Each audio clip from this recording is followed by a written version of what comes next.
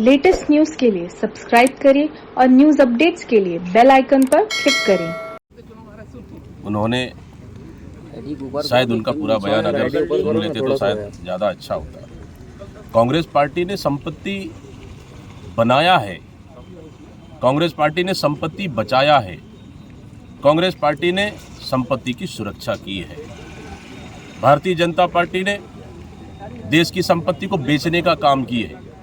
चाहे आप एयरपोर्ट देख लीजिए, रेलवे देख लीजिए, बहुत सारे आयल्स कंपनी देख लीजिए, PSU देख लीजिए, सबको तो इन्होंने बेचा है। भारतीय जनता पार्टी के पास कोई मुद्दा है नहीं, ये सिर्फ जानबूझकर जनता को गुमराह करने के लिए इस तरह की हथकंडे अपना रही है। देश में दो तरह की परिस्थितियां बन गई, एक अमीर 20% लोग अमीर और 80% लोग गरीब। वो 80% लोग जो सिर्फ 5 किलो राशन के भरोसे देश में चल रहे हैं।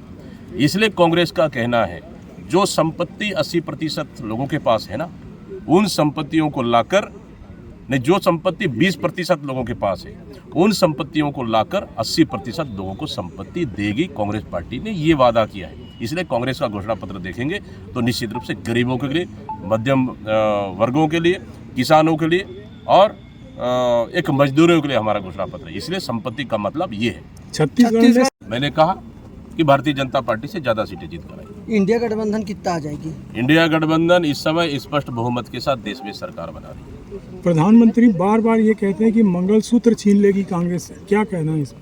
इसीलिए तो मैं कहा था। हाँ, जिंदगी के बाद भी, जिंदगी में भी लूट अच्छा है, बयान आया है। थोड़ा सा बोल देते, चुनावी चंदा को अगर प्रधानमंत्री जी बोल देते ज्यादा अच्छा होता। 8,000 करोड़ रुपए कहाँ से आया, इसका थोड़ा जिक्र कर लेते। अगर वो लूट नहीं है तो प्रधानमंत्री का उपहार है। यो प्रधानमंत्री, मुझे लगता है भारतीय जनता और प्रधानमंत्री जी को उपहार में मिला है 8,000 करोड़ रुपए। यानी दवा बनाने वाली, सीरम बनाने वाली कंपनी से, टनन बनाने वाली कंपनी से, ED और IT छापा मारा वो कंपनी से उपहार में मिला है क्या भारतीय जनता? ये नरेंद्र मोदी जी क्यों नहीं बोलते? देखिए, भारतीय जनता पार्टी पर कोई मुद्दा है नहीं। प्रधानमंत्री जी का पूरे भाषण सुनेंगे लोकसभा में, चाहे किसी भी राज्य में उनका सभा हुआ हो, वो महंगाई पे एक शब्द नहीं बोल रहे, बेरोजगारी पे एक शब्द नहीं बोल रहे, युवाओं पे एक शब्द नहीं बोल रहे, वो काले धन पे एक शब्द नहीं बोल रहे। इनके पास बोलने के लिए कुछ है भी नहीं। इसलिए सोने चांदी की बात कर रहे हैं। सोने चांदी की बात कर रहे हैं तो प्रधानमंत्री जी को जवाब भी सुनना चाहिए। जब 1962 में चाइना के साथ युद्ध हुआ था, उस समय इंदिरा गांधी जी ने सेना को अपने गहने तक दान दिए थे, सोने तक दान दिए थे। राजीव गांधी जी की शहादत हुई, सोनिया गांधी ने अपने मंगलसूत्र दान दिए, देश के नाम कुर्बान किए।